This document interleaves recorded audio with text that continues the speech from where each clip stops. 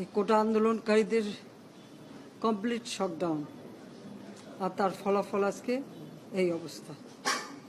সমস্ত দাবি মেনে নেওয়ার পরেও তাদের আর সে শাটডাউন শেষ হয় না। কি কারণে আমি বুঝি না। আমরা তো সম্পূর্ণ দাবি মেনে নিয়েছি, একটা মানলে আর একটা, আর একটা মানলে আরো একটা, আর এর ফল আজকে জ্বালিয়ে পুড়ে সব একদিকে সরকার, আর আজকে কত মানুষ জীবন হারালো, কতগুলি মানুষ পঙ্গু হয়ে যাচ্ছে, কতগুলি মানুষ। এবং ঠিক এই 2001 সালে এরকম তাণ্ডব বিএনপি জামাত জোট চালিয়েছিল। আওয়ামী লীগের প্রায় 21,000 নেতা কর্মী হত্যা করে, কত মানুষ গুলি খেয়ে তাদের ঘর বাড়ি হাত পা কেটে দেওয়া, চোখ তুলে দেওয়া, মেয়েদের রেপ করা, এই তাণ্ডব ছিল। আবার 2013 সালে অগ্নিসন্ত্রাস, 13, 14, 15 আগুন জ্বালানো, সব যে গাড়ির ভিতরে, বাসের ভিতরে মানুষ, সেখানেও আগুন জ্বালানো। 23 সালে সেখানেও সেই তাণ্ডব, আর প্রতিবারই পুলিশের উপরে আঘাত, পুলিশের হত্যা, মানুষ মেরে ঝুলিয়ে রাখা, পুলিশ মেরে ঝুলিয়ে রাখা, গাজীপুরে আমাদের কর্মী মেরে ঝুলিয়ে রাখা। এটা কি ধরনের রাজনীতি আমরা জানি না। যেখানে দাবি করেছে প্রত্যেক দাবি আমরা মেনে নিয়েছি, আর মামলা তো তাদের না, আমার করা প্রজ্ঞাপন হাইকোর্ট বাতিল করে দেয়, সরকারের পক্ষ থেকেই তো আমরা আপিল করি, এবং ওই হাইকোর্টের সে রায় সেটা স্থগিত করে দেওয়া হয়। তাহলে তো আবার কোটা থেকে যায়। তাহলে আন্দোলনটা কিসের জন্য ছিল? একেবারে শাটডাউন করে সবাইকে তারপরে মারা।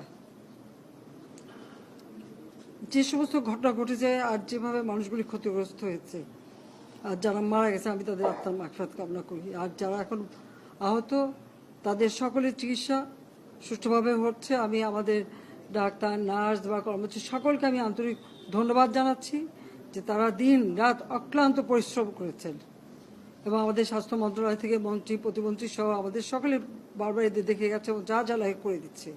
আজকে চিকিৎসার জন্য যা যা লাগবে আমরা করে দিচ্ছি।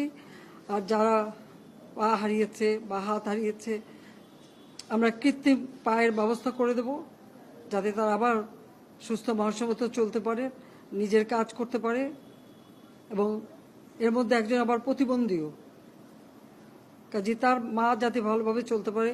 প্রতিবন্ধী অবশ্য আমরা ভাতাও দিচ্ছি, কিন্তু তাকে আরও ব্যবস্থা করে দেব, আমাদের যতটুকু সাধ্য করে দেব।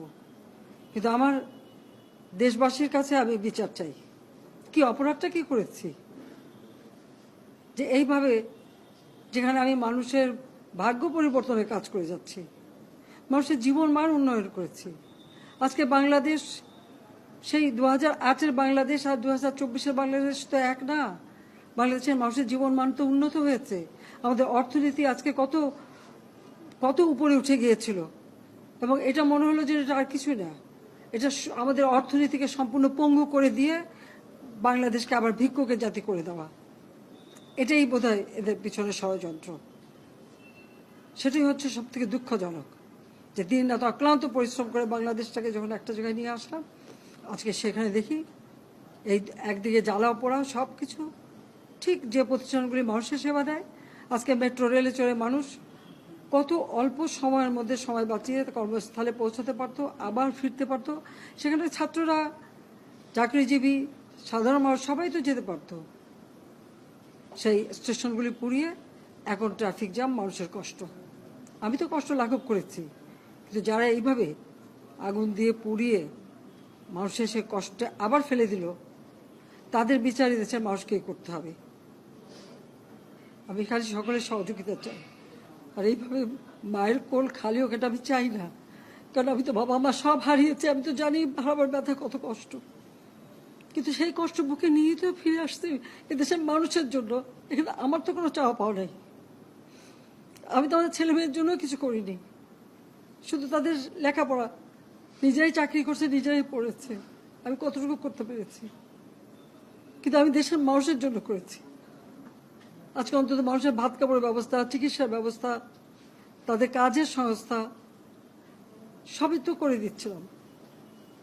যখন আমরা এক উন্নয়নশীল দেশে মর্যাদা পেলাম, তখনই এই তাণ্ডব করে ঠিক যে জায়গাগুলি মানুষের সেবা করবে সেই জায়গাগুলিতেই আঘাত, শিক্ষা প্রতিষ্ঠানে হল ভেঙে দেওয়া।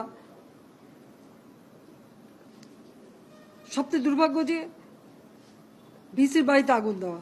এর আগেও একবার ঢাকা ইউনিভার্সিটিতে ভিসির বাড়িতে আগুন দিয়েছিল, আপনাদের মনে আছে। রংপুরে সেখানে আগুন দিয়েছে, ময়মনসিংহ কৃষি বিশ্ববিদ্যালয় থেকে শুরু করে বিভিন্ন জায়গায় এই তাণ্ডব চালিয়েছে। রাজশাহীতে এই তাণ্ডব চালিয়েছে। বিশ্ববিদ্যালয়গুলিতে সেশন জট ছিল, আমি সরকার আসার পর থেকে কোনো সেশন জট নাই। লেখাপড়ার মান উন্নত করা, যাতে এখান থেকে পড়ে আবার বিদেশেও পড়তে হবে, সেই ব্যবস্থাও করে দিয়েছি। কিন্তু তারপরেও কোটা সংস্কার আন্দোলন, কোটা তো আমি বাতিলই করে দিয়েছি। আমি আহ্বান করেছিলাম যে একটু ধৈর্য ধরো, হাইকোর্টে শুনানি হবে, হাইকোর্ট যে রায় দেয় না, তারপরেও এই আন্দোলন হবে। আজকে এই যে এতগুলি মানুষের জীবনের ক্ষতি হলো, এতগুলি পরিবার ক্ষতি হলো, এর দায় দায়িত্ব কাদের? আমি দেশবাসীর কাছে সেই আহ্বান জানাবো যে এই ধরনের ধ্বংসযজ্ঞের জন্য এই দেশকে নিয়ে একটু চালাতে না পারি। আমি সকলে সাহায্য চাই, আর আমি চাই না এভাবে মায়ের কোল খালি হোক আর এভাবে মানুষ অসহায় হয়ে পড়ুক। এই হাসপাতালটাই তো আজকে আপনারা দেখেন কত সুন্দরভাবে করে দিয়েছে। কিছু নেই হাসপাতালে, একটা লিফটও ছিল না আমি যখন সরকারে আসি। আর সেই হাসপাতালও আমার আব্বা স্বাধীনতার পর জাতির পিতা বঙ্গবন্ধু শেখ মুজিবই করে দিয়েছিলেন। আমি সেটা উন্নতি করেছি বলেই তো আজকে চিকিৎসা দিতে পারছি, নইলে এত রোগীর চিকিৎসা দেওয়া কোনোদিন সম্ভব হতো না। তা আমার কি এটাই অপরাধ যে আমি মানুষের জীবন মান উন্নত করার জন্য কাজ করেছি, আর সেই জায়গাগুলিকে হামলা করতে হবে? কোভিড-19-এর সময় যেখানে আমরা সব থেকে ভালোভাবে মানুষের চিকিৎসা দিতে পেরেছি, সেই কোভিড হাসপাতাল সেখানে আগুন দিয়েছে। এটা কি ধরনের খেলা? যাক, আমি আর কিছু বলতে পারি না। আমি যে এইগুলি এক একদিন দেখি আর